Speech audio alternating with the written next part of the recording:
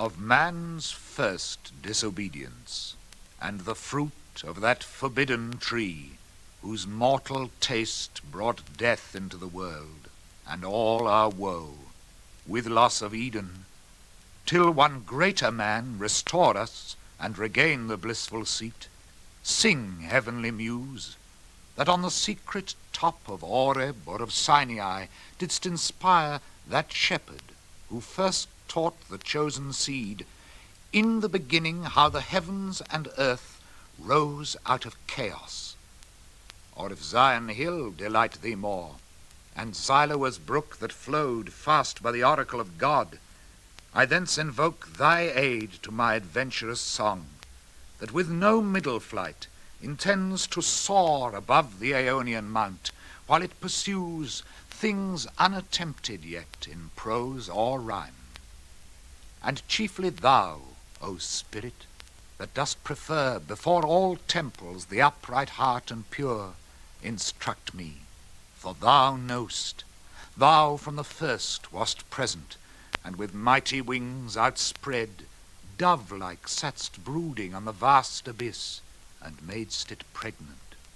What in me is dark, illumine, what is low, raise and support, that to the height of this great argument I may assert eternal providence, and justify the ways of God to men. Say first, for heaven hides nothing from thy view, nor the deep tract of hell. Say first, what cause moved our grandparents in that happy state, favoured of heaven so highly, to fall off from their Creator and transgress his will, for one restraint lords of the world besides? Who first seduced them to that foul revolt? The infernal serpent.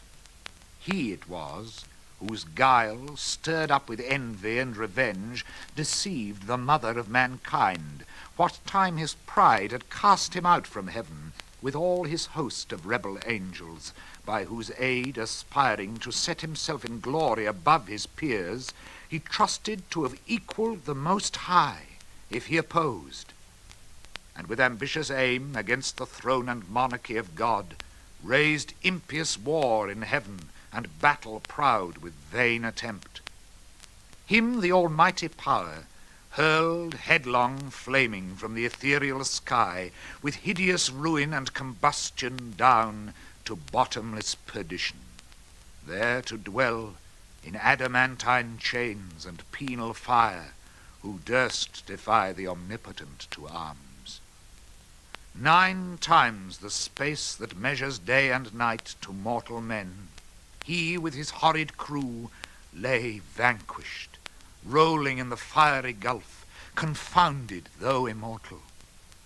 But his doom reserved him to more wrath, for now the thought both of lost happiness and lasting pain torments him.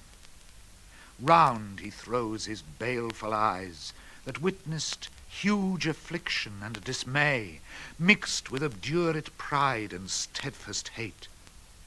At once as far as angels ken he views the dismal situation waste and wild, a dungeon horrible, on all sides round as one great furnace flamed, yet from those flames no light, but rather darkness visible, served only to discover sights of woe, regions of sorrow, doleful shades, where peace and rest can never dwell, hope never comes that comes to all, but torture without end still urges, and a fiery deluge fed with ever-burning sulphur unconsumed.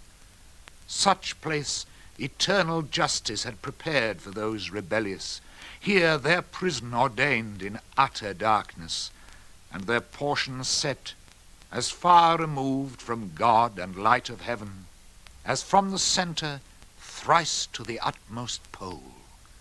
Oh, how unlike the place from whence they fell! There the companions of his fall, o'erwhelmed with floods and whirlwinds of tempestuous fire, he soon discerns, and weltering by his side, one next himself in power, and next in crime, long after known in Palestine, and named Beelzebub, to whom the arch-enemy, and thence in heaven called Satan, with bold words breaking the horrid silence, thus began. If thou beest he, but oh, how fallen, how changed from him who in the happy realms of light, clothed with transcendent brightness, didst outshine myriads, though bright.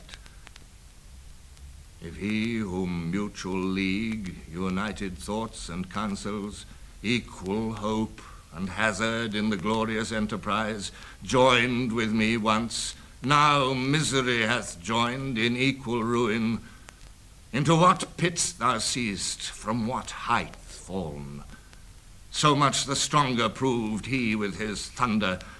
Until then, who knew the force of those dire arms? Yet not for those, nor what the potent victor in his rage can else inflict, do I repent or change, though changed in outward lustre.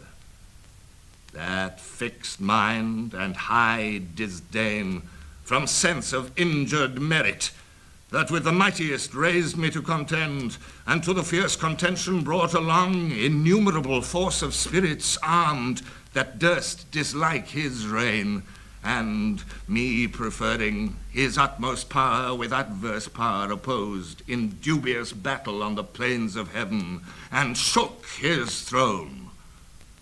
What though the field be lost? All is not lost. The unconquerable will and study of revenge, immortal hate, and courage never to submit or yield, and what is else not to be overcome, that glory never shall his wrath or might extort from me. To bow and sue for grace with suppliant knee, and deify his power, who from the terror of this arm so late doubted his empire, that were low indeed, that were an ignominy and shame beneath this downfall. Since by fate the strength of gods and this imperial substance cannot fail, since through experience of this great event, in arms not worse, in foresight much advanced, we may with more successful hope resolve to wage by force or guile eternal war, irreconcilable to our grand foe, who now triumphs, and in the excess of joy, sole reigning, holds the tyranny of heaven.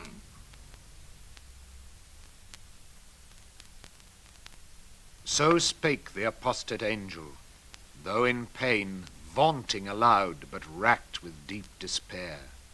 And him thus answered soon his bold compeer.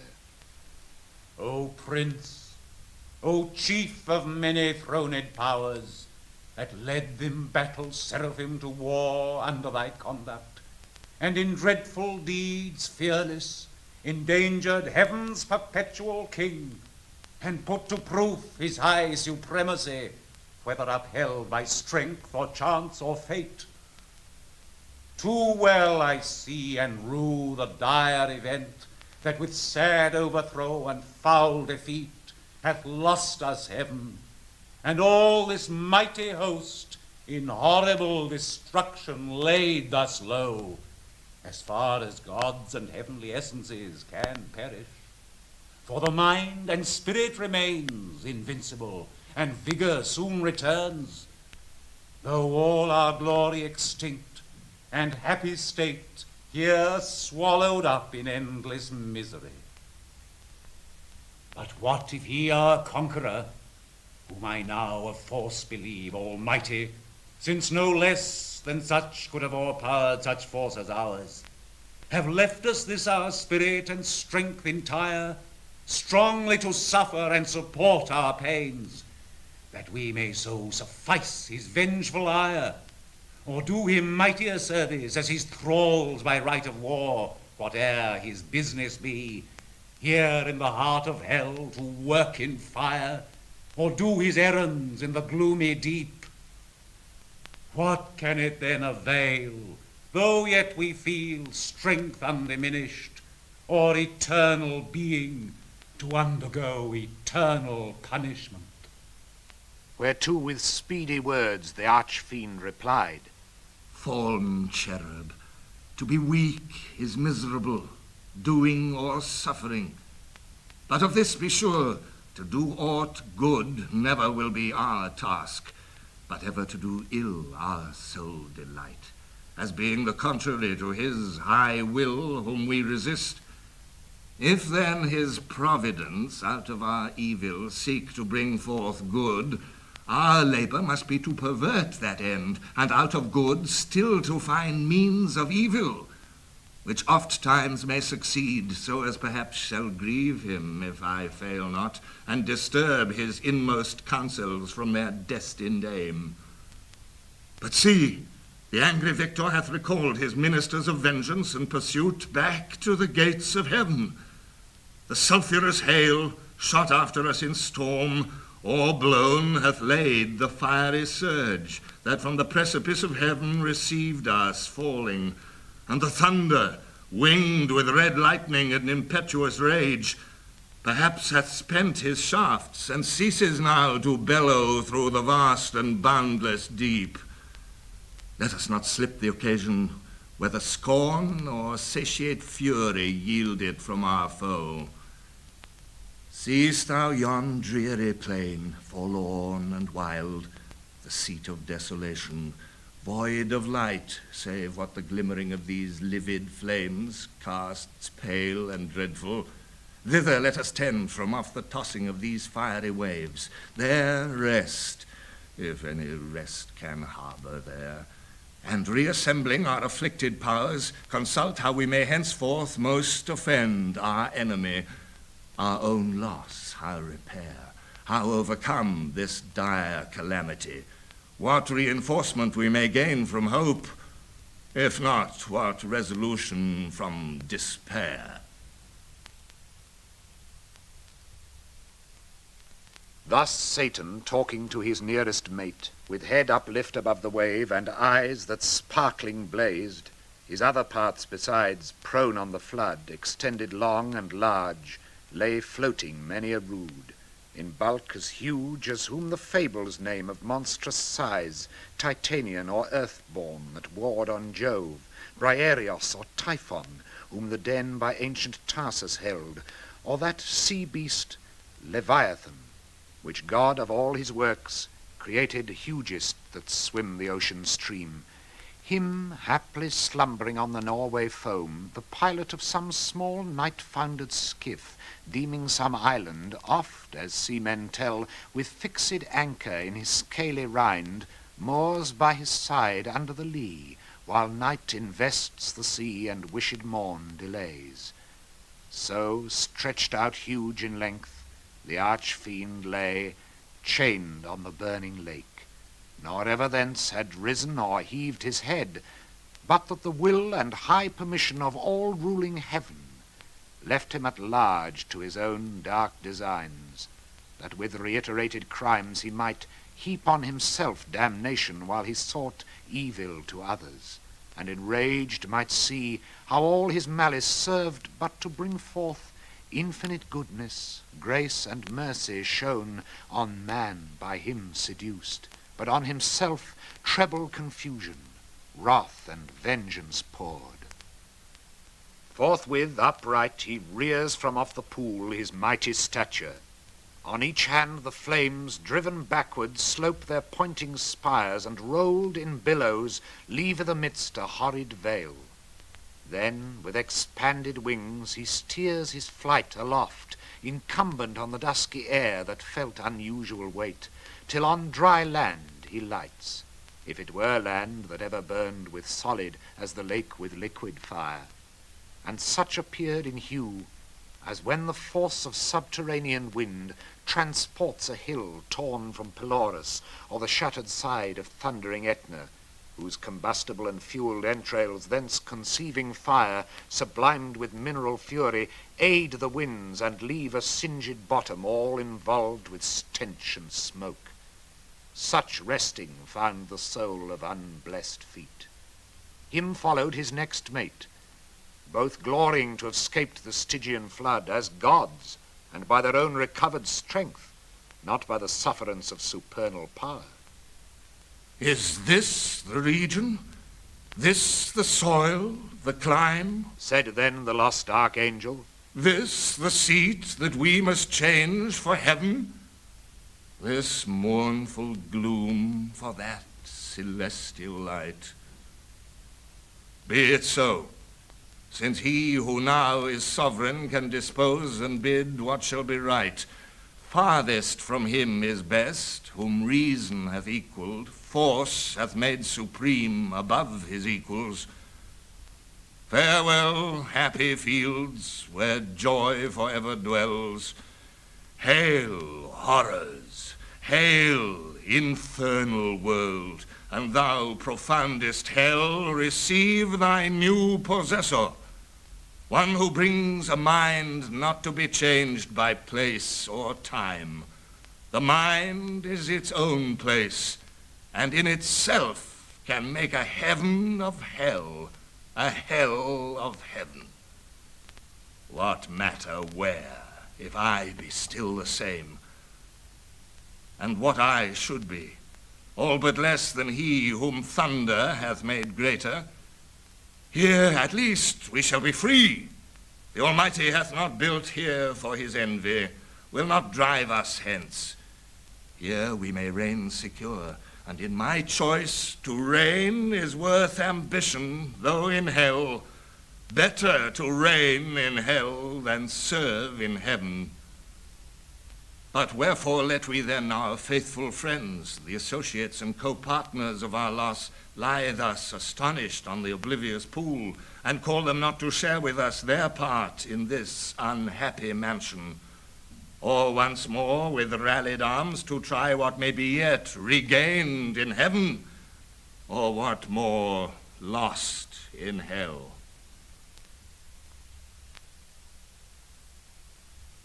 So Satan spake, and him Beelzebub thus answered.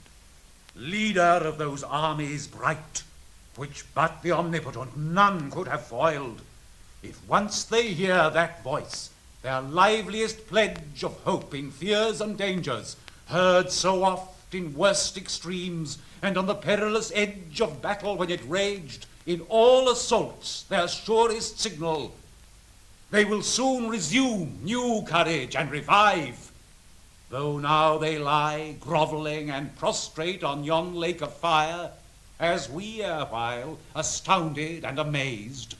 No wonder, fallen such a pernicious height. He scarce had ceased when the superior fiend was moving toward the shore, his ponderous shield, ethereal temper, massy, large, and round, behind him cast. The broad circumference hung on his shoulders like the moon, whose orb through optic glass the Tuscan artist views at evening from the top of Faesulae or in Valdano, to descry new lands, rivers, or mountains in her spotty globe. His spear, to equal which the tallest pine hewn on Norwegian hills to be the mast of some great admiral, were but a wand, he walked with, to support uneasy steps over the burning marl, not like those steps on heaven's azure, and the torrid clime smote on him sore besides, vaulted with fire. Natheless he so endured, till on the beach of that inflamed sea he stood and called his legions, angel forms who lay entranced, thick as autumnal leaves that strow the brooks in Vallombrosa, where the Etrurian shades high overarched embower, or scattered sedge afloat, when with fierce winds Orion armed hath vexed the Red Sea coast, whose waves o'erthrew Busiris and his Memphian chivalry, while with perfidious hatred they pursued the sojourners of Goshen, who beheld from the safe shore their floating carcasses and broken chariot wheels. So thick bestrown, abject and lost lay these, covering the flood, under amazement of their hideous change. He called so loud that all the hollow deep of hell resounded. Princes, potentates, warriors, the flower of heaven, once yours, now lost. If such astonishment as this can seize eternal spirits, or have ye chosen this place after the toil of battle to repose your wearied virtue, for the ease you find to slumber here as in the vales of heaven? Or in this abject posture have ye sworn to adore the conqueror, who now beholds cherub and seraph rolling in the flood with scattered arms and ensigns, till anon his swift pursuers from heaven gates discern the advantage, and descending tread us down, thus drooping, or with linked thunderbolts transfix us to the bottom of this gulf? Awake, arise, or be forever fallen. They heard and were abashed, and up they sprung upon the wing, as when men wont to watch on duty, sleeping found, by whom they dread, rouse and bestir themselves ere well awake. Nor did they not perceive the evil plight in which they were, or the fierce pains not feel. Yet to their general's voice they soon obeyed, innumerable, as when the potent rod of Amram's son in Egypt's evil day waved round the coast, up-called a pitchy cloud of locusts, warping on the eastern wind, that o'er the realm of impious Pharaoh hung like night, and darkened all the land of Nile. So numberless were those bad angels seen, hovering on wing under the cope of hell, twixt upper, nether, and surrounding fires. Till, as a signal given, the uplifted spear of their great Sultan waving to direct their course, in even balance down they light on the firm brimstone, and fill all the plain.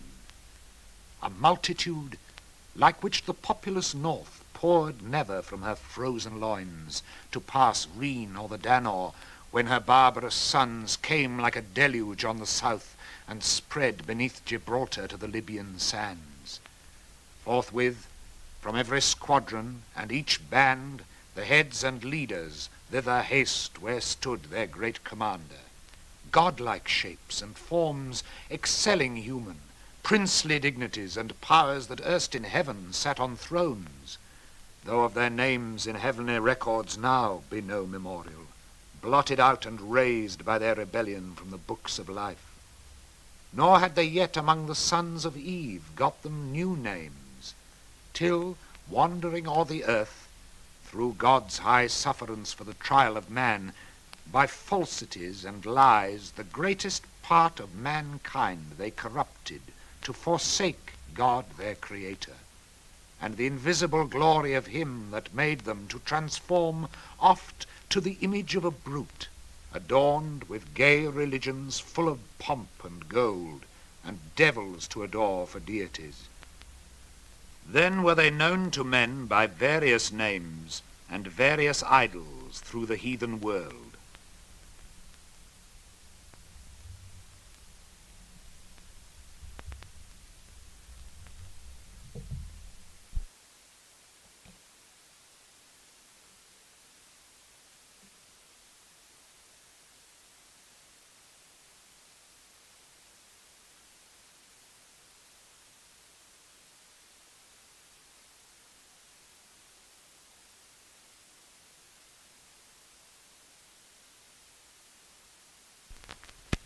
Their names then known, who first, who last, roused from the slumber on that fiery couch at their great emperor's call, as singly where he stood on the bare strand, while the promiscuous crowd stood yet aloof. The chief were those who from the pit of hell, roaming to seek their prey on earth, durst fix their seats long after, next the seat of God, there all gods adored among the nations round, and durst abide Jehovah thundering out of Zion, throned between the cherubim, yea, often placed within his sanctuary itself their shrines, abominations, and with cursed things his holy rites and solemn feasts profaned, and with their darkness durst affront his light. First Moloch, horrid king besmeared with blood of human sacrifice and parents' tears, though for the noise of drums and timbrels loud, their children's cries unheard that passed through fire to his grim idol. Him the Ammonite worshipped in Rabbah and her watery plain, in Argob and in Basan to the stream of utmost Arnon. Nor content with such audacious neighborhood, the wisest heart of Solomon he led by fraud to build his temple right against the temple of God on that opprobrious hill, and made his grove the pleasant valley of Hinnom, Tophet thence and black Gehenna called, the type of hell. Next Chemos, the obscene dread of Moab's sons, from Aroer to Nebo and the wild of southmost Abarim. In Hezebon and Horonaim, Sion's realm, beyond the flowery dale of Sidma, clad with vines, and Elieli to the asphaltic pool. Peor, his other name, when he enticed Israel in Sittim on their march from Nile to do him wanton rites, which cost them woe. Yet thence his lustful orgies he enlarged, even to that hill of scandal by the grove of Moloch, homicide, lust, hard by hate, till good Josiah drove them thence to hell. With these came they who from the bordering flood of old Euphrates to the brook that parts Egypt from Syrian ground had general names of Baalim and Ashtaroth, those male, these feminine.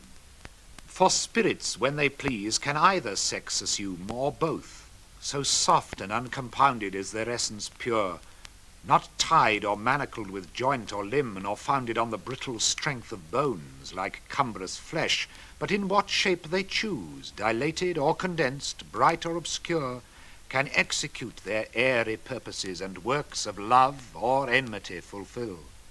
For those the race of Israel oft forsook their living strength, and unfrequented left his righteous altar, bowing lowly down to bestial gods, for which their heads as low bowed down in battle, sunk before the spear of despicable foes. With these in troop came Astoreth, whom the Phoenicians called Astarte, queen of heaven with crescent horns, to whose bright image nightly by the moon Sidonian virgins paid their vows and songs. In Zion also not unsung, where stood her temple on the offensive mountain, built by that uxorious king, whose heart, though large, beguiled by fair idolatresses, fell to idols foul. Tammuz came next behind, whose annual wound in Lebanon allured the Syrian damsels to lament his fate in amorous ditties all a summer's day, while smooth Adonis from his native rock ran purple to the sea, supposed with blood of Tammuz yearly wounded. The love tale infected Zion's daughters with like heat, whose wanton passions in the sacred porch Ezekiel saw, when by the vision led, his eye surveyed the dark idolatries of alienated Judah. Next came one who mourned in earnest, when the captive ark maimed his brute image, head and hands lopped off in his own temple on the Grunsel edge, where he fell flat and shamed his worshippers. Dagon his name, sea monster, upward man and downward fish. Yet had his temple high reared in Azotus, dreaded through the coast of Palestine, in Gath and Ascalon, and Acharon and Gaza's frontier bounds. Him followed Rimmon, whose delightful seat was fair Damascus, on the fertile banks of Abana and Pharpar, lucid streams. He also against the house of God was bold. A leper once he lost, and gained a king, Ahaz his sottish conqueror, whom he drew God's altar to disparage and displace for one of Syrian mode, whereon to burn his odious offerings, and adore the gods whom he had vanquished. After these appeared a crew who under names of old renown, Osiris, Isis, Horus, and their train, with monstrous shapes and sorceries, abused fanatic Egypt and her priests, to seek their wandering gods disguised in brutish forms rather than human. Nor did Israel escape the infection when their borrowed gold composed the calf in Horeb, and the rebel king doubled that sin in Bethel and in Dan, likening his maker to the grazed ox, Jehovah, who in one night when he passed from Egypt marching, equalled with one stroke both her firstborn and all her bleating gods. Belial came last, than whom a spirit more lewd fell not from heaven, or more gross to love vice for itself. To him no temple stood, or altar smoked, yet who more oft than he, in temples and at altars, when the priest turns atheist, as did Eli's sons, who filled with lust and violence the house of God. In courts and palaces he also reigns, and in luxurious cities, where the noise of riot ascends above their loftiest towers, and injury and outrage. And when night darkens the streets, then wander forth the sons of Belial, flown with insolence and wine. Witness the streets of Sodom, and that night in Gibeah, when hospitable doors yielded their matrons to prevent worse rape. These were the prime in order and in might. The rest were long to tell, though far renowned, the Ionian gods, of Javan's issue held gods, yet confessed later than heaven and earth their boasted parents. Titan, heaven's firstborn with his enormous brood, and birthright seized by younger Saturn, he from mightier Jove his own and Rhea's son like measure found. So Jove usurping reigned. These first in Crete and Ida known, thence on the snowy top of cold Olympus ruled the middle air, their highest heaven, or on the Delphian cliff, or in Dodona, and through all the bounds of Doric land, or who with Saturn old fled over Adria to the Hesperian fields, and o'er the Celtic Rome the utmost isles. All these and more came flocking, but with looks downcast and damp, yet such wherein appeared obscure some glimpse of joy, to have found their chief not in despair, to have found themselves not lost in loss itself, which on his countenance cast like doubtful hue. But he his wonted pride soon recollecting, with high words that bore semblance of worth, not substance, gently raised their fainted courage, and dispelled their fears. Then straight commands that at the warlike sound of trumpets loud and clarions be upreared his mighty standard. That proud honour claimed Azazel as his right, a cherub tall, who forthwith from the glittering staff unfurled the imperial ensign, which full high advanced, shone like a meteor streaming to the wind, with gems and golden lustre rich emblazed, seraphic arms and trophies, all the while sonorous metal blowing martial sounds, at which the universal host upsent a shout that tore hell's concave, and beyond frighted the reign of chaos and old night. All in a moment through the gloom were seen 10,000 banners rise into the air, with orient colours waving. With them rose a forest huge of spears, and thronging helms appeared, and serried shields in thick array of depth immeasurable. Anon they move in perfect phalanx to the Dorian mood of flutes and soft recorders, such as raised to height of noblest temper heroes old arming to battle, and instead of rage deliberate valour breathed, firm and unmoved with dread of death to flight or foul retreat, nor wanting power to mitigate and swage with solemn touches troubled thoughts, and chase anguish and doubt and fear and sorrow and pain from mortal or immortal minds. Thus they, breathing united force with fixed thought, moved on in silence to soft pipes that charmed their painful steps o'er the burnt soil. And now, advanced in view they stand, a horrid front of dreadful length and dazzling arms, in guise of warriors old with ordered spear and shield, awaiting what command their mighty chief had to impose. He through the armed files darts his experienced eye, and soon traversed the whole battalion views, their order due, their visages and stature as of gods, their number last he sums. And now his heart distends with pride, and hardening in his strength glories, for never since created man met such embodied force, as named with these could merit more than that small infantry warred on by cranes.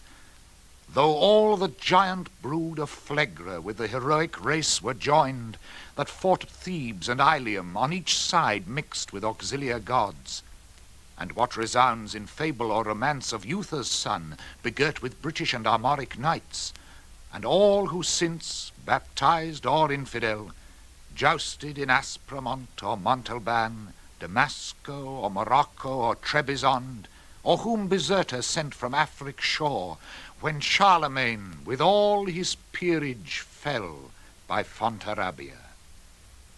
Thus far these beyond compare of mortal prowess, yet observed their dread commander. He above the rest, in shape and gesture proudly eminent, stood like a tower. His form had yet not lost all her original brightness, nor appeared less than archangel ruined, and the excess of glory obscured. As when the sun, new risen, looks through the horizontal misty air shorn of his beams, or from behind the moon in dim eclipse disastrous twilight sheds on half the nations, and with fear of change perplexes monarchs. Darkened so, yet shone above them all the archangel, but his face deep scars of thunder had entrenched, and care sat on his faded cheek, but under brows of dauntless courage and considerate pride waiting revenge, cruel his eye, but cast signs of remorse and passion to behold the fellows of his crime, the followers rather, far other once beheld in bliss, condemned forever now to have their lot in pain, millions of spirits for his fault immersed of heaven, and from eternal splendors flung for his revolt, yet faithful how they stood, their glory withered. As when heaven's fire hath scathed the forest oaks or mountain pines, with singed top their stately growth, though bare, stands on the blasted heath. He now prepared to speak, whereat their doubled ranks they bend from wing to wing, and half enclose him round with all his peers. Attention held them mute. Thrice he essayed, and thrice, in spite of scorn, tears such as angels weep burst forth.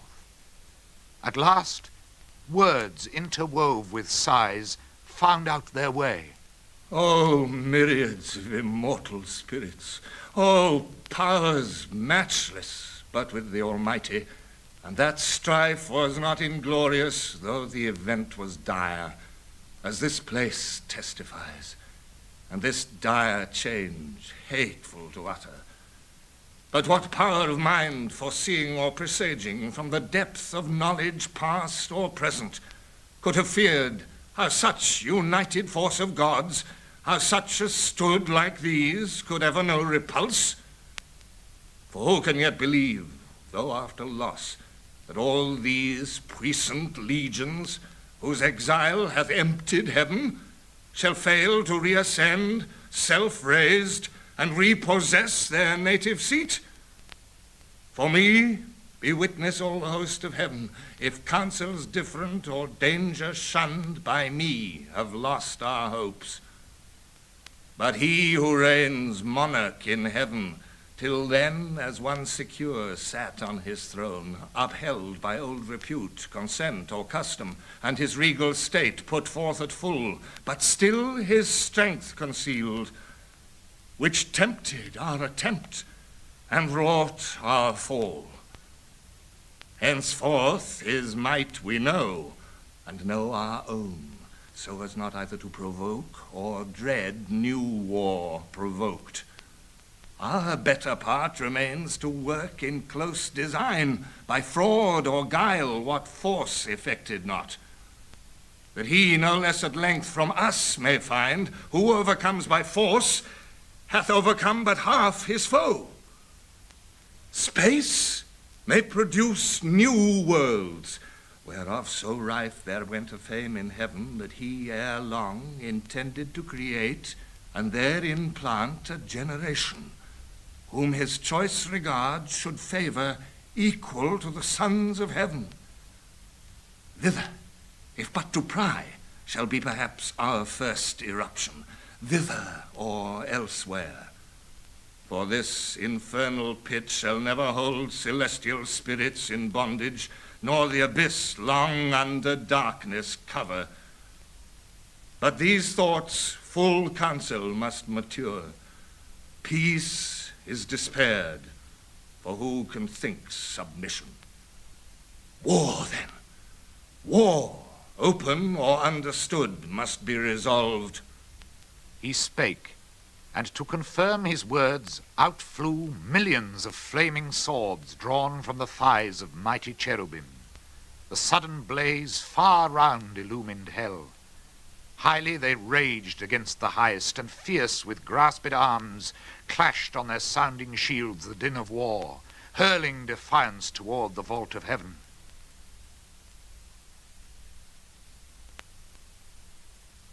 There stood a hill not far, whose grisly top belched fire and rolling smoke.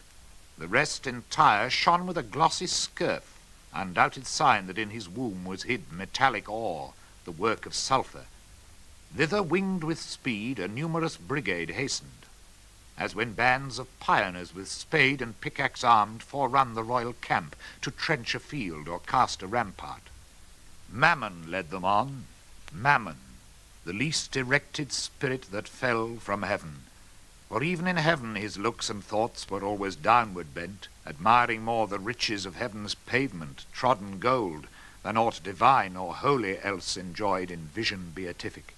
By him first men also, and by his suggestion taught, ransacked the centre, and with impious hands rifled the bowels of their mother earth for treasures better hid.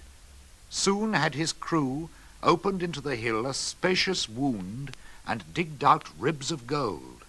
Let none admire that riches grow in hell. That soil may best deserve the precious bane. And here let those who boast in mortal things, and wondering tell of Babel and the works of Memphian kings, learn how their greatest monuments of fame and strength and art are easily outdone by spirits reprobate. And in an hour what in an age they with incessant toil and hands innumerable scarce perform. Nigh on the plain, in many cells prepared, that underneath had veins of liquid fire sluiced from the lake, a second multitude with wondrous art founded the massy ore, severing each kind and scummed the bullion dross. A third as soon had formed within the ground a various mould, and from the boiling cells by strange conveyance filled each hollow nook, as in an organ from one blast of wind to many a row of pipes the soundboard breathes.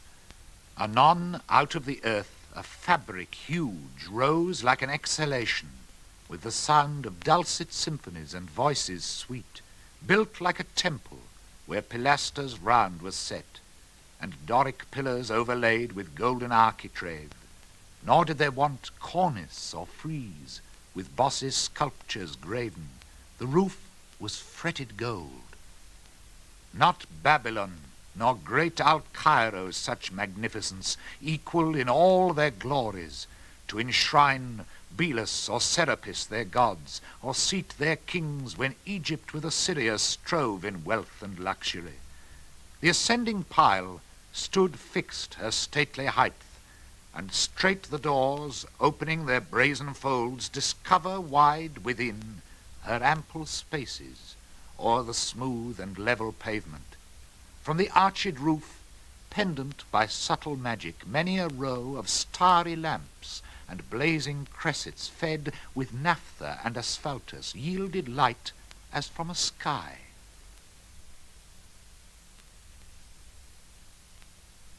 The hasty multitude admiring entered, and the work some praise, and some the architect. His hand was known in heaven by many a towered structure high, where sceptred angels held their residence, and sat as princes, whom the supreme king exalted to such power, and gave to rule, each in his hierarchy, the orders bright. Nor was his name unheard or unadored in ancient Greece, and in Orsonian land men called him Mulciber, and how he fell from heaven they fabled, thrown by angry Jove sheer o'er the crystal battlements. From morn to noon he fell, from noon to dewy eve, a summer's day, and with the setting sun dropped from the zenith like a falling star on Lemnos, the Aegean isle. Thus they relate. Erring, for he with this rebellious rout fell long before, nor aught availed him now to have built in heaven high towers, nor did he scape by all his engines, but was headlong sent with his industrious crew to build in hell. Meanwhile the winged heralds, by command of sovereign power, with awful ceremony and trumpets sound throughout the host, proclaim a solemn council forthwith to be held at Pandemonium, the high capital of Satan and his peers. Their summons called from every band and squared regiment, by place or choice the worthiest. They anon with hundreds and with thousands trooping came attended. All access was thronged, the gates and porches wide, but chief the spacious hall, though like a covered field, where champions bold wont ride in armed, and at the Soldan's chair defied the best of Paynim chivalry to mortal combat or career with lance, thick swarmed, both on the ground and in the air, brushed with the hiss of rustling wings, as bees in springtime, when the sun with Taurus rides, pour forth their populous youth about the hive in clusters. They among fresh dews and flowers fly to and fro, or on the smoothed plank, the suburb of their straw-built citadel, new rubbed with balm, expatiate and confer their state affairs. So thick the airy crowd swarmed and were straitened, till the signal given, behold a wonder. They but now, who seemed in bigness to surpass earth's giant sons, now less than smallest dwarfs in narrow room throng numberless, like that Pygmaean race beyond the Indian mount, or fairy elves, whose midnight revels by a forest side or fountain some belated peasant sees, or dreams he sees, while overhead the moon sits arbitress, and nearer to the earth wheels her pale course. They on their mirth and dance intent, with jocund music charm his ear. At once with joy and fear his heart rebounds. Thus incorporeal spirits to smallest forms reduced their shapes immense, and were at large, though without number still amidst the hall of that infernal court. But far within, and in their own dimensions like themselves, the great seraphic lords and cherubim, in close recess and secret conclave sat, 1,000 demigods on golden seats, frequent and full. After short silence then, and summons read, the great consult began.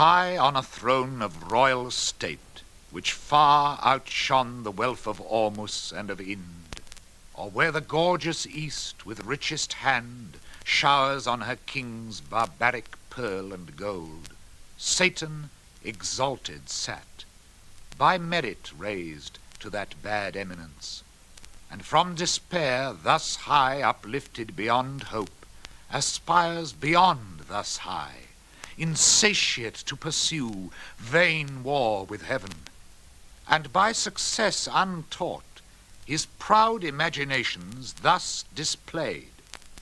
Powers and dominions, deities of heaven, for since no deep within her gulf can hold immortal vigor, though oppressed and fallen, I give not heaven for lost. From this descent celestial virtues rising will appear more glorious and more dread than from no fall, and trust themselves to fear no second fate. Me, though just right and the fixed laws of heaven did first create your leader, next free choice, with what besides in council or in fight hath been achieved of merit, yet this loss, thus far at least recovered, hath much more established in a safe, unenvied throne, yielded with full consent.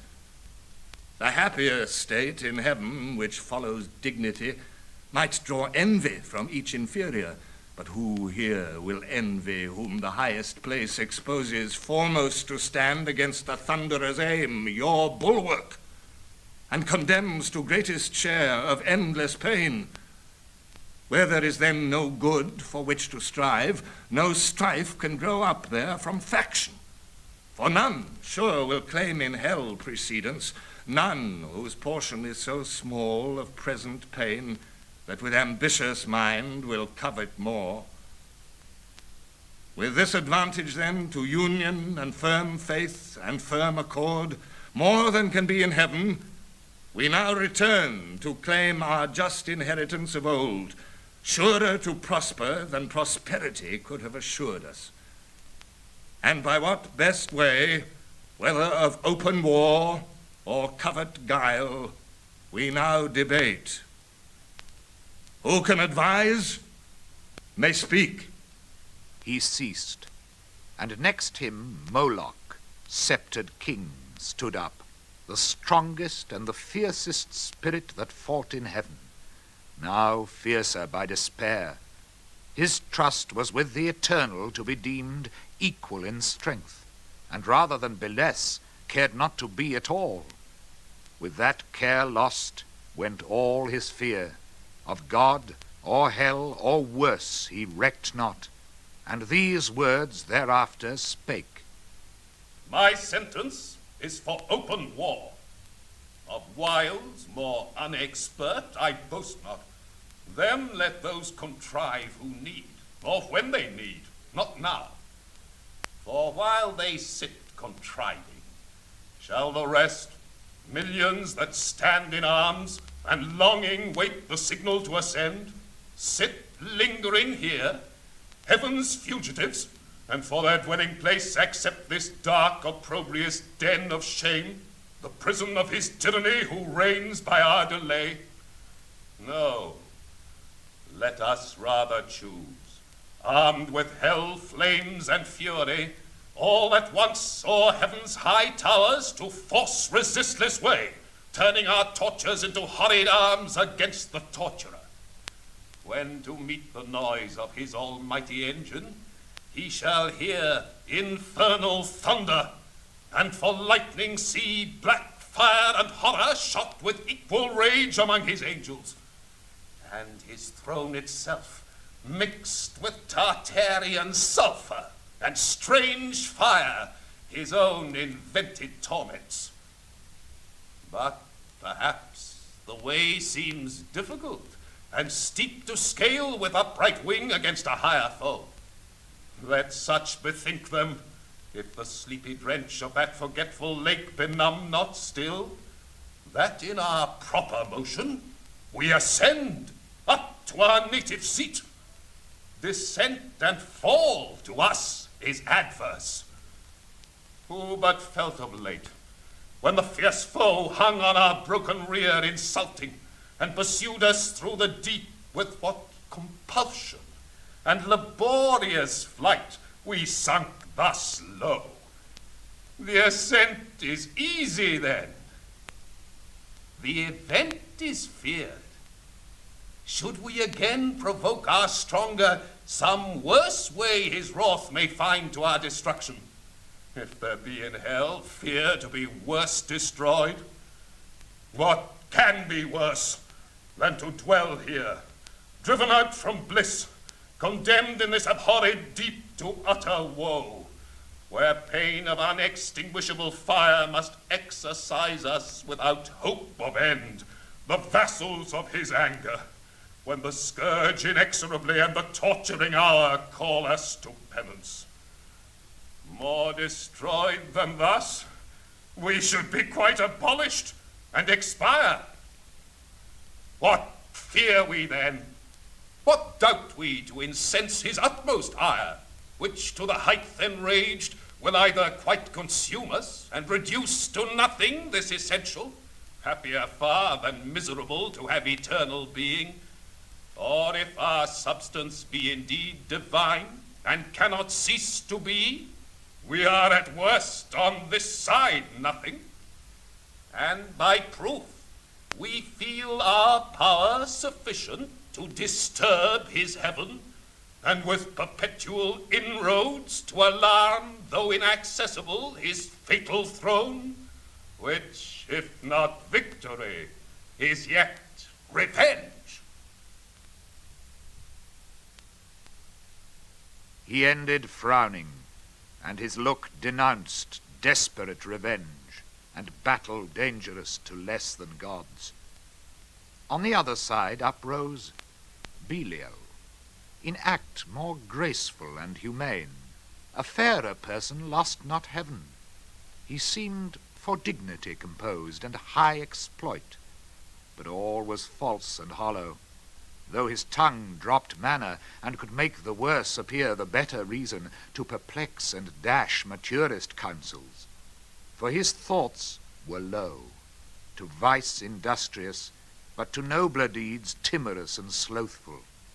Yet he pleased the ear, and with persuasive accent thus began.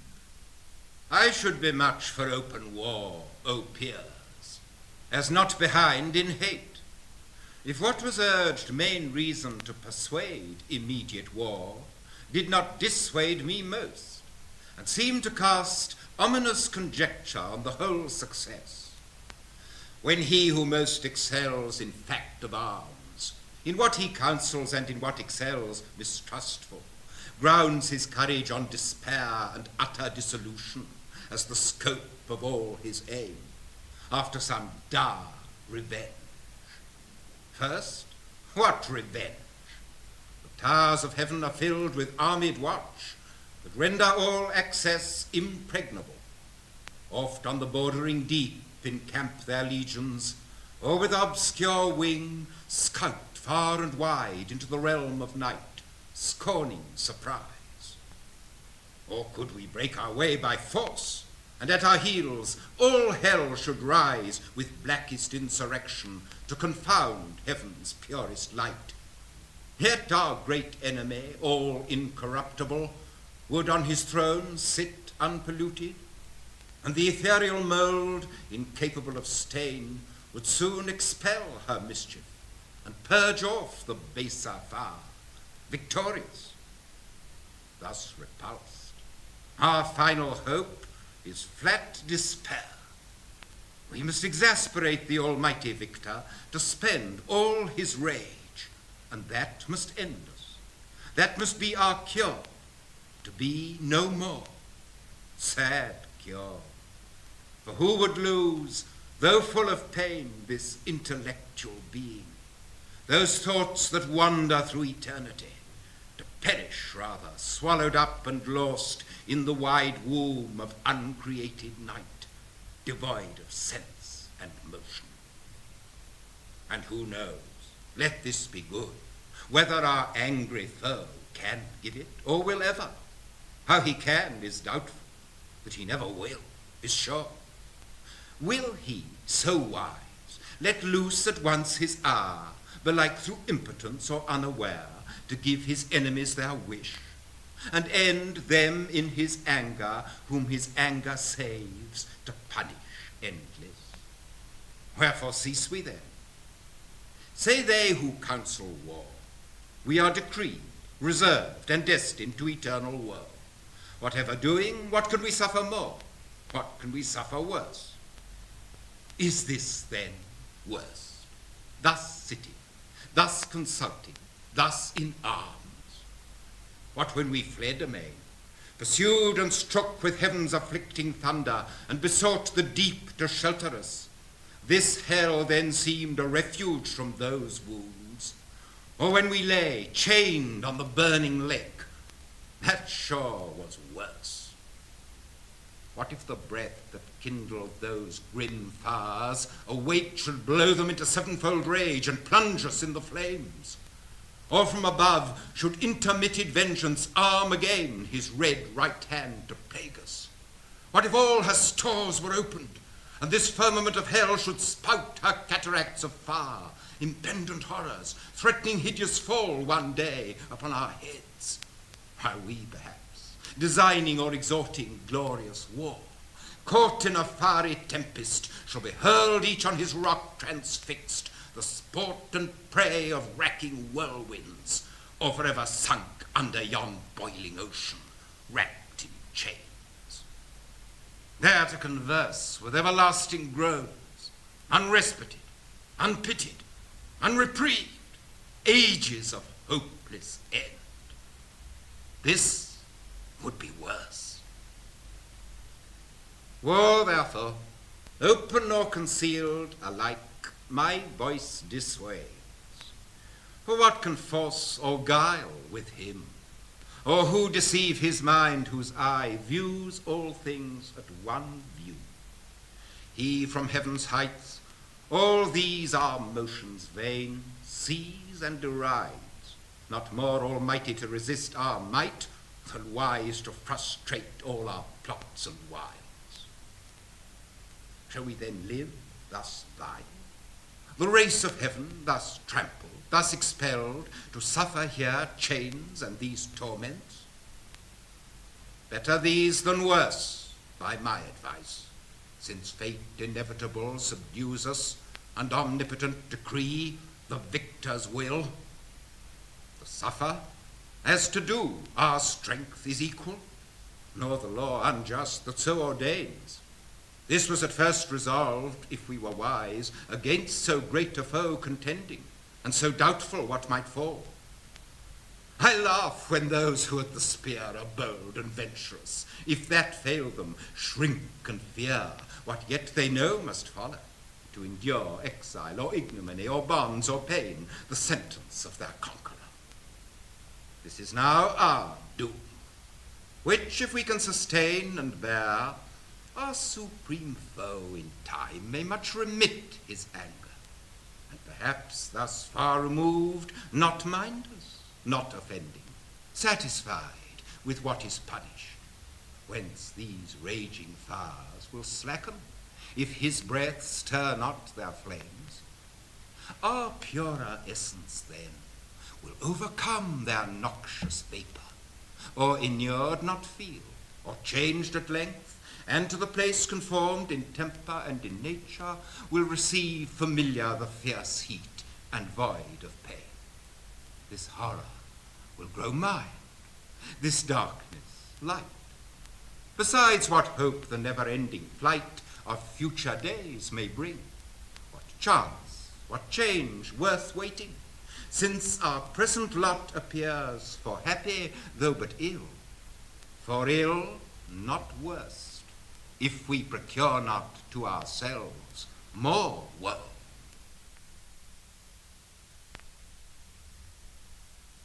Thus Belial, with words clothed in reason's garb, counselled ignoble ease and peaceful sloth, not peace. And after him thus Mammon spake. Either to disenthrone the King of Heaven we war, if war be best, or to regain our own right lost. Him to unthrone we then may hope, when everlasting fate shall yield to fickle chance, and chaos judge the strife.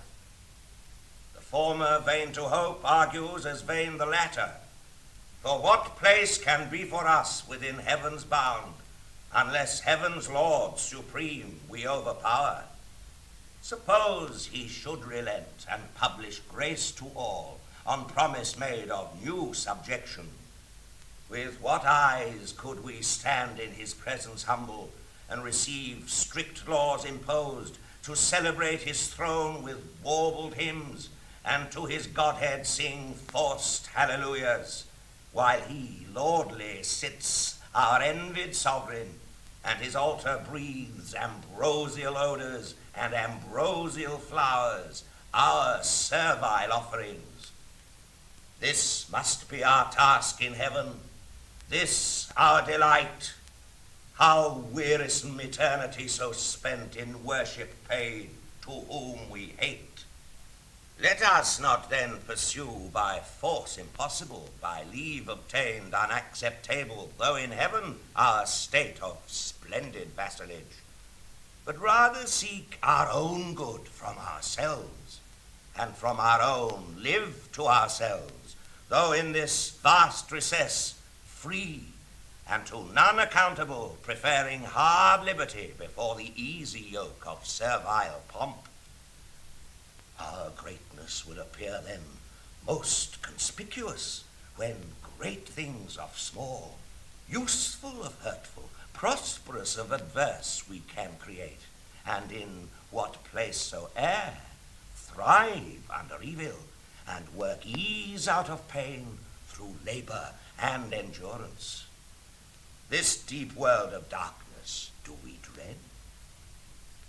How oft amidst thick clouds and dark doth heaven's all-ruling sire choose to reside, his glory unobscured, and with the majesty of darkness round covers his throne, from whence deep thunders roar, mustering their rage, and heaven resembles hell.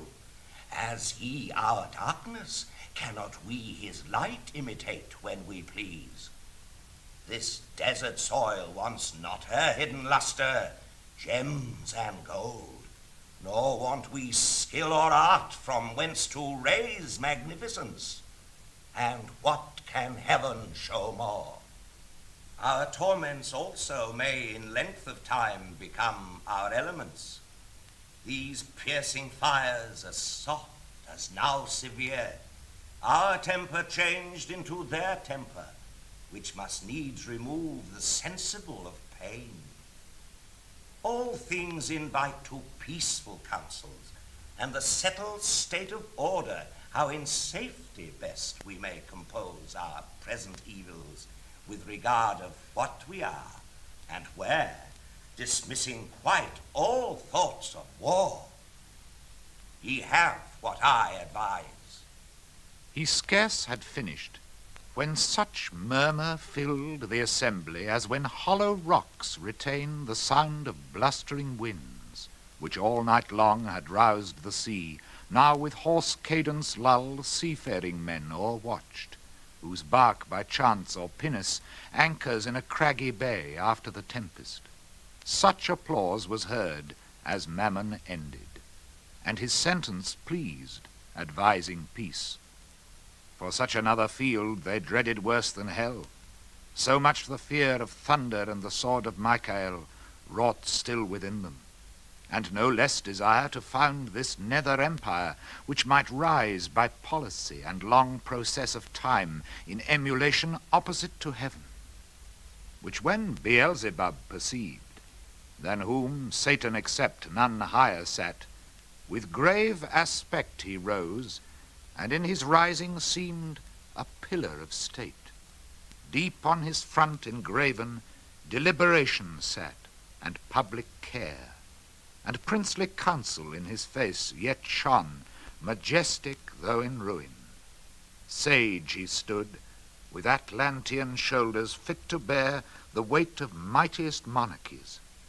His look drew audience and attention still as night or summer's noontide air. while thus he spake. Thrones and imperial powers, offspring of heaven, ethereal virtues, all these titles now must we renounce, and changing style be called princes of hell. For so the popular vote inclines, here to continue and build up here a growing empire.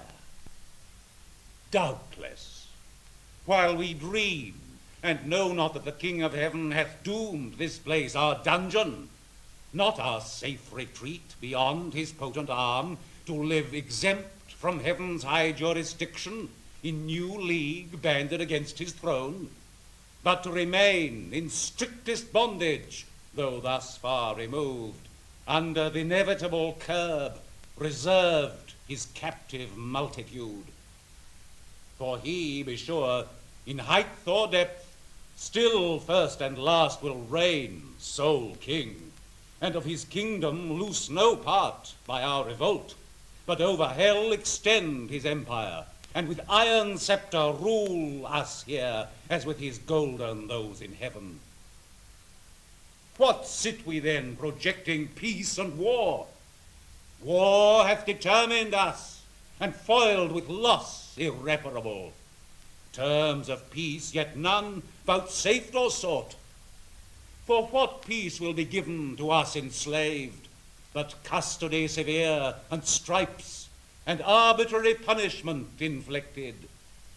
And what peace can we return, but to our power hostility and hate, untamed reluctance, and revenge, though slow, yet ever plotting how the conqueror least may reap his conquest, and may least rejoice in doing what we most in suffering feel.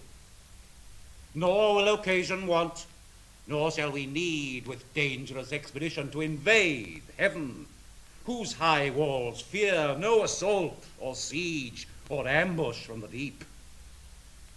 What if we find some easier enterprise? There is a place, if ancient and prophetic fame in heaven err not, another world, the happy seat of some new race called man, about this time to be created like to us, though less in power and excellence, but favored more of him who rules above. So was his will pronounced among the gods, and by an oath that shook heaven's whole circumference confirmed.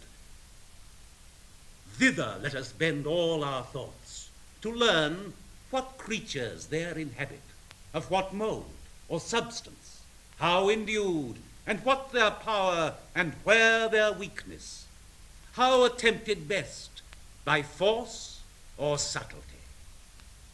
Though heaven be shut, and heaven's high arbitrator sit secure in his own strength, this place may lie exposed, the utmost border of his kingdom, left to their defense who hold it. Here, perhaps, some advantageous act may be achieved by sudden onset, either with hell fire to waste his whole creation, or possess all as our own, and drive, as we were driven, the puny inhabitants, or if not drive, seduce them to our party, that their God may prove their foe, and with repenting hand abolish his own works. This would surpass common revenge, and interrupt his joy in our confusion, and our joy upraise in his disturbance, when his darling sons, hurled headlong to partake with us, shall curse their frail originals, and faded bliss faded so soon. Advise if this be worth attempting, or to sit in darkness here, hatching vain empires. Thus Beelzebub pleaded his devilish counsel, first devised by Satan, and in part proposed. For whence but from the author of all ill could spring so deep a malice, to confound the race of mankind in one root, and earth with hell to mingle and involve, done all to spite the great Creator. But their spite still serves his glory to augment. The bold design pleased highly those infernal states, and joy sparkled in all their eyes. With full assent they vote, whereat his speech he thus renews. Well have ye judged, well ended long debate, synod of gods, and like to what ye are, great things resolved, which from the lowest deep will once more lift us up, in spite of fate, nearer our ancient seat. Perhaps in view of those bright confines, whence with neighbouring arms and opportune excursion we may chance re-enter heaven, or else in some mild zone dwell, not unvisited of heaven's fair light secure, and at the brightening orient beam purge off this gloom. The soft, delicious air, to heal the scar of these corrosive fires, shall breathe her balm. But first, whom shall we send in search of this new world? Whom shall we find sufficient? Who shall tempt with wandering feet the dark, unbottomed, infinite abyss, and through the palpable obscure find out his uncouth way? Or spread his airy flight, upborne with indefatigable wings, over the vast abrupt, ere he arrive the happy isle? What strength, what art can then suffice? Or what evasion bear him safe through the strict centuries and stations thick of angels watching round? Ere he had need all circumspection, and we now no less choice in our suffrage. For on whom we send, the weight of all and our last hope relies.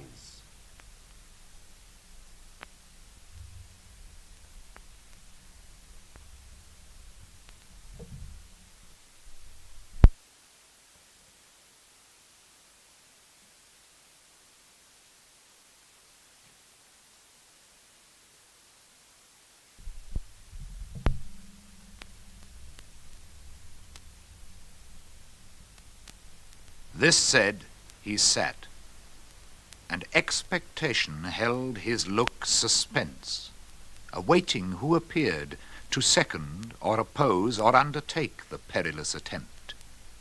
But all sat mute, pondering the danger with deep thoughts, and each in other's countenance read his own dismay, astonished. None among the choice and prime of those heaven-warring champions could be found so hardy as to proffer or accept alone the dreadful voyage. Till at last Satan, whom now transcendent glory raised above his fellows, with monarchal pride, conscious of highest worth, unmoved, thus spake. O progeny of heaven, imperial thrones, with reason hath deep silence and demur seized us, though undismayed. Long is the way and hard that out of hell leads up to light. Our prison strong, this huge convex of fire, outrageous to devour, immures us round ninefold, and gates of burning adamant, barred over us, prohibit all egress.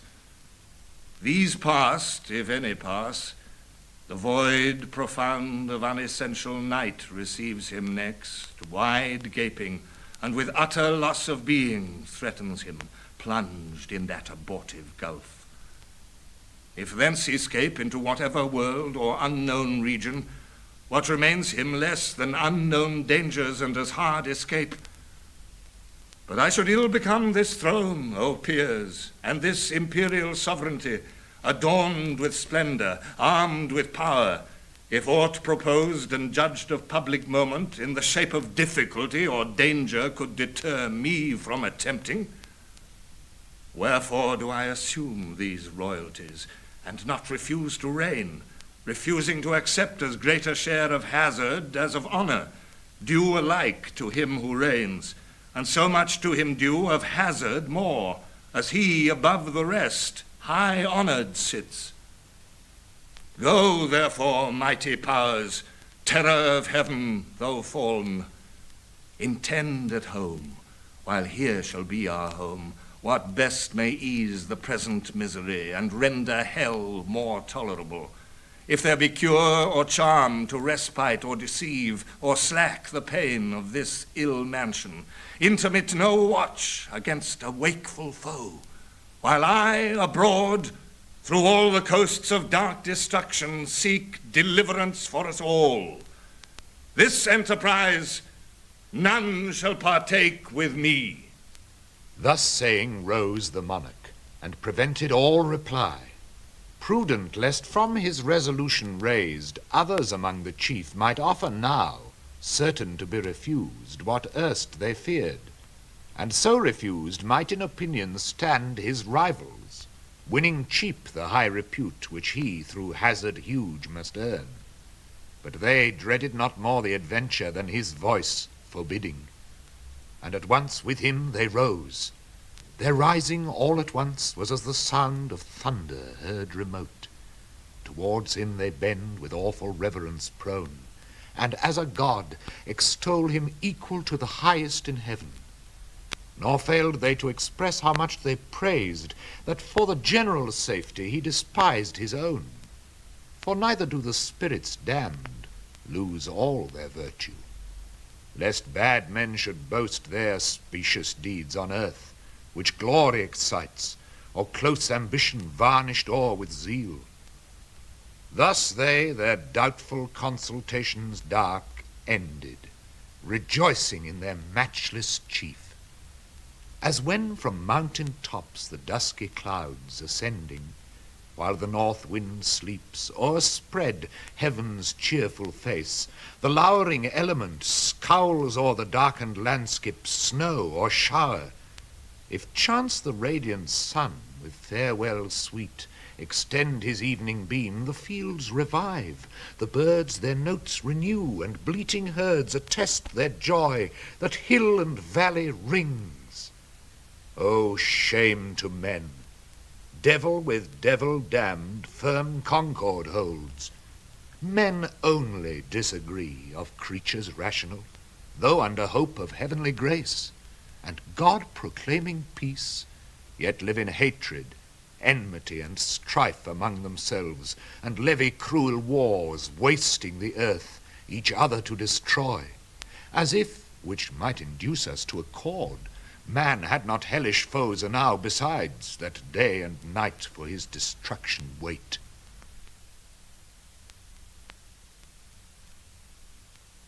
Meanwhile the adversary of God and man, Satan, with thoughts inflamed of highest design, puts on swift wings, and toward the gates of hell explores his solitary flight.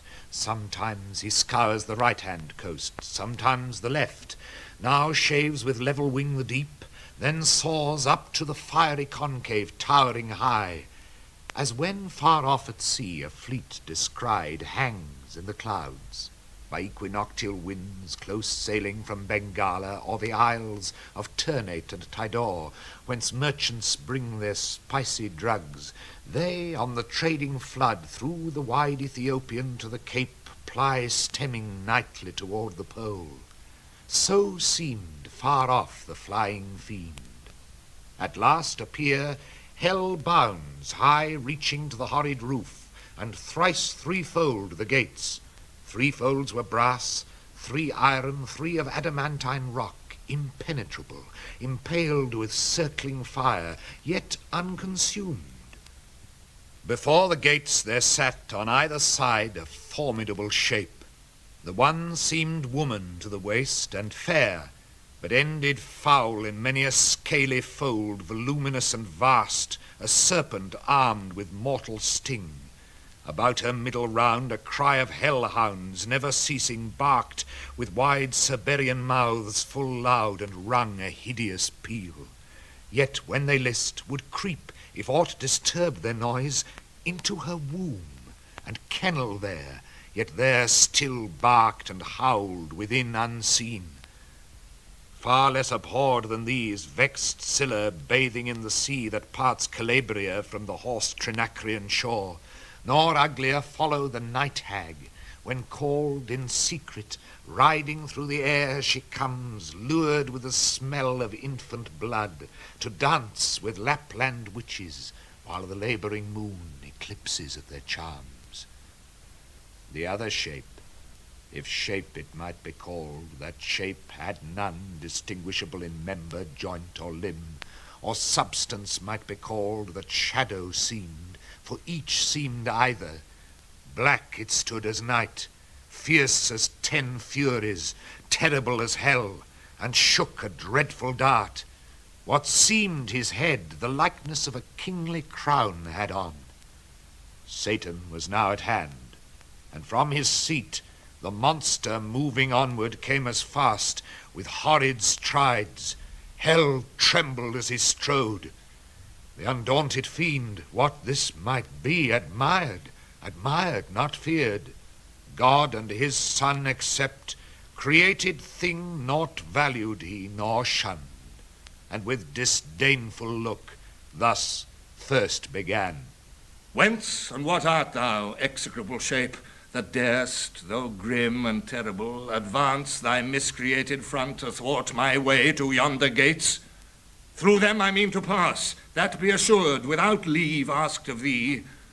Retire, or taste thy folly, and learn by proof, hell-born, not to contend with spirits of heaven.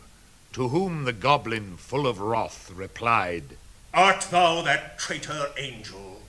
Art thou he who first broke peace in heaven, and faith till then unbroken, and in proud rebellious arms drew after him the third part of heaven's sons, conjured against the highest, for which both thou and they, outcast from God, are here condemned to waste eternal days in woe and pain? And reckonest thou thyself with spirits of heaven, hell doomed, and breathes defiance here and scorn, where I reign king, and to enrage thee more, thy king and lord? Back to thy punishment, false fugitive, and to thy speed add wings, lest with a whip of scorpions I pursue thy lingering, or with one stroke of this dart strange horror seize thee, and pangs unfelt before. So spake the grisly terror, and in shape so speaking and so threatening grew tenfold more dreadful and deform. On the other side, incensed with indignation, Satan stood, unterrified, and like a comet burned, that fires the length of Ophiuchus huge i' the Arctic sky, and from his horrid hair shakes pestilence and war. Each at the head levelled his deadly aim. Their fatal hands no second stroke intend, and such a frown each cast at the other, as when two black clouds with heaven's artillery fraught come rattling on over the Caspian, then stand front to front, hovering a space, till winds the signal blow to join their dark encounter in mid-air. So frowned the mighty combatants, that hell grew darker at their frown, so matched they stood. For never but once more was either like to meet so great a foe. And now great deeds had been achieved, whereof all hell had rung, had not the snaky sorceress that sat fast by hell gate and kept the fatal key risen, and with hideous outcry rushed between. O Father, what intends thy hand? She cried, Against thy only son. What fury, O son, possesses thee to bend that mortal dart against thy father's head? And knowest for whom? For him who sits above and laughs the while, that thee ordained his drudge, to execute whate'er his wrath, which he calls justice, bids. His wrath which one day will destroy ye both. She spake, and at her words the hellish pest forbore. Then these to her Satan returned. So strange thy outcry, and thy words so strange thou interposest, that my sudden hand, prevented, spares to tell thee yet by deeds what it intends, till first I know of thee what thing thou art, thus double-formed, and why in this infernal vale first met thou call'st me father, and that phantasm call'st my son. I know thee not, nor ever saw till now sight more detestable than him and thee. To whom thus the portress of Hell Gate replied, Hast thou forgot me then? And do I seem now in thine eye so foul, once deemed so fair in heaven, when at the assembly and in sight of all the seraphim, with thee combined in bold conspiracy against heaven's king, all on a sudden miserable pain surprised thee, dim thine eyes and dizzy swam in darkness, while thy head flames thick and fast threw forth, till on the left side opening wide, likest to thee in shape and countenance bright, then shining heavenly fair, a goddess armed out of thy head I sprung. Amazement seized all the host of heaven. Back they recoiled, afraid at first, and called me Sin, and for a sign portentous held me.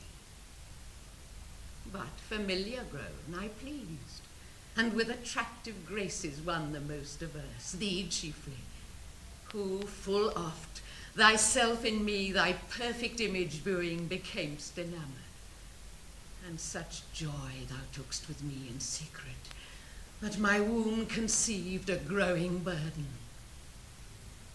Meanwhile war arose, and fields were fought in heaven, wherein remained, for what could else, to our almighty foe clear victory, to our part loss and rout through all the Empyrean. Down they fell, driven headlong from the pitch of heaven, down into this deep, and in the general fall I also. At which time this powerful key into my hand was given, with charge to keep these gates forever shut, which none can pass without my opening.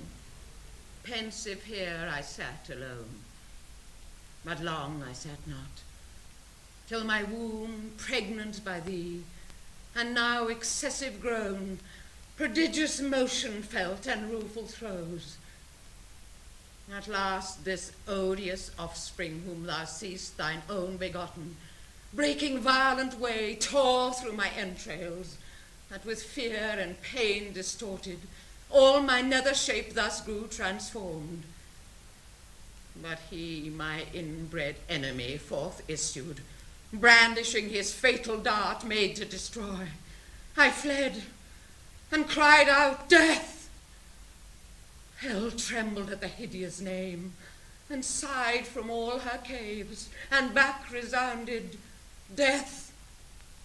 I fled, but he pursued, though more it seems inflamed with lust and rage, and swift afar me overtook, his mother all dismayed, and in embraces forcible and foul engendering with me. Of that rate begot these yelling monsters, that with ceaseless cry surround me as thou sawest, hourly conceived and hourly born, with sorrow infinite to me. For when they list into the womb that bred them, they return, and howl and gnaw my bowels their repast. Then bursting forth afresh, with conscious terrors vex me round, that rest or intermission none I find. Before mine eyes in opposition sits grim death, my son and foe, who sets them on. And me, his parent, would full soon devour for want of other prey, but that he knows his end with mine involved, and knows that I should prove a bitter morsel and his bane, whenever that shall be.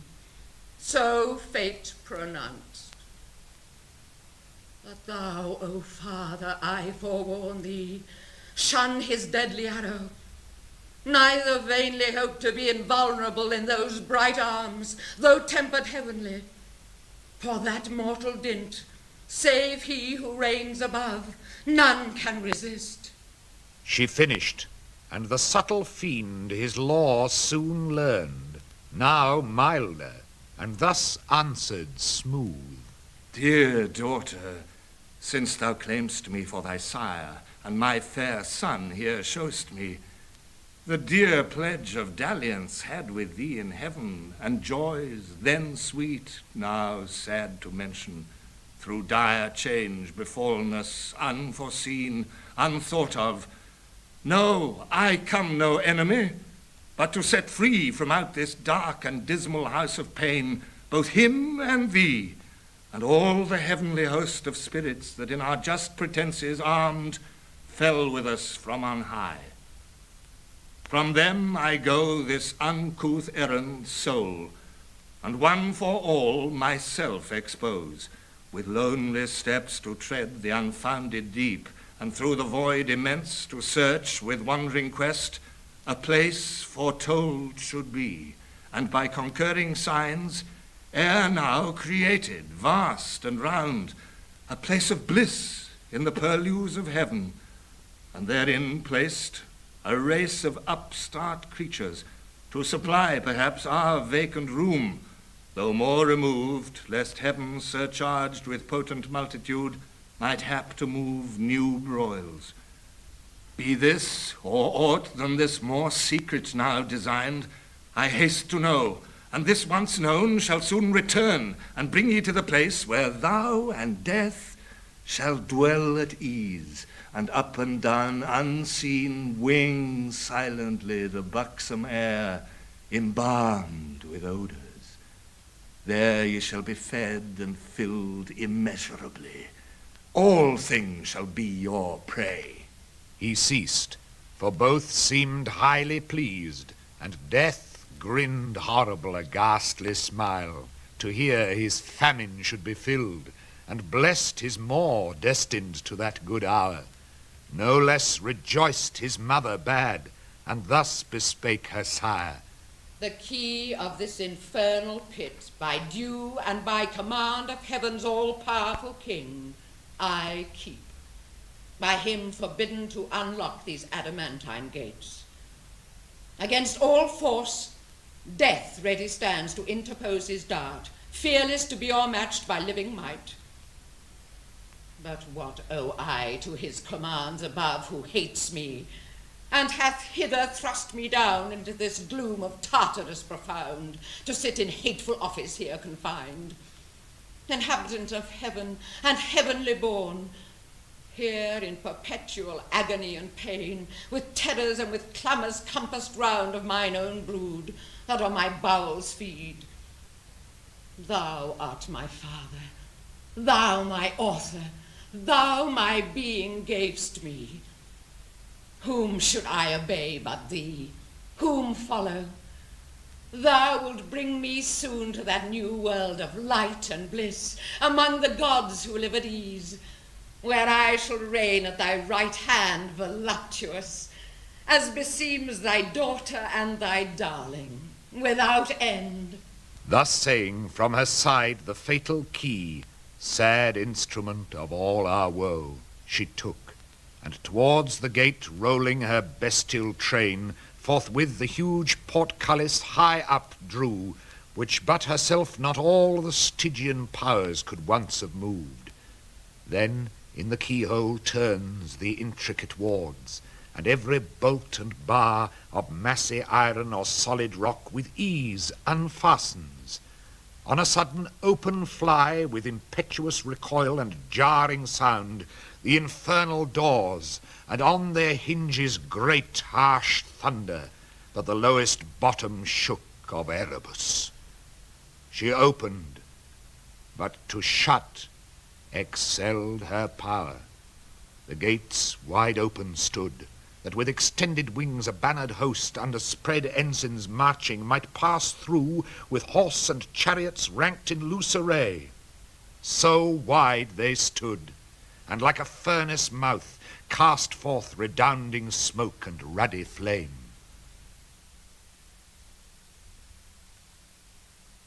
Into this wild abyss the wary fiend stood on the brink of hell, and looked a while, pondering his voyage. for no narrow frith he had to cross. Nor was his ear less peeled with noises loud and ruinous, to compare great things with small, than when Bellona storms with all her battering engines bent to raise some capital city, or less than if this frame of heaven were falling, and these elements in mutiny had from her axle torn the steadfast earth. At last his sail-broad vans he spreads for flight, and in the surging smoke uplifted spurns the ground. Thence many a league, as in a cloudy chair, ascending rides audacious, but that seat soon failing, meets a vast vacuity. All unawares, fluttering his pennon's vein, plumb down he drops, 10,000 fathom deep, and to this hour down had been falling, had not by ill chance the strong rebuff of some tumultuous cloud, instinct with fire and nitre, hurried him as many miles aloft. That fury stayed, quenched in a boggy Syrtis, neither sea nor good dry land. Nigh foundered, on he fares, treading the crude consistence, half on foot, half flying. Behoves him now both oar and sail, as when a griffin through the wilderness with winged course o'er hill or moory dale pursues the Arimaspian who by stealth had from his wakeful custody purloined the guarded gold. So eagerly the fiend, o'er bog or steep, through strait, rough, dense or rare, with head, hands, wings, or feet pursues his way, and swims, or sinks, or wades, or creeps, or flies. At length a universal hubbub, wild of stunning sounds and voices all confused, borne through the hollow dark, assaults his ear with loudest vehemence. Thither he plies, undaunted to meet there whatever power or spirit of the nethermost abyss might in that noise reside, of whom to ask which way the nearest coast of darkness lies, bordering on light, when straight behold the throne of Chaos, and his dark pavilion spread wide on the wasteful deep. With him enthroned sat sable-vested Night, eldest of things, the consort of his reign, and by them stood Orcus and Hades, and the dreaded name of Demogorgon. Rumour next, and chance, and tumult, and confusion all embroiled, and discord with 1,000 various mouths.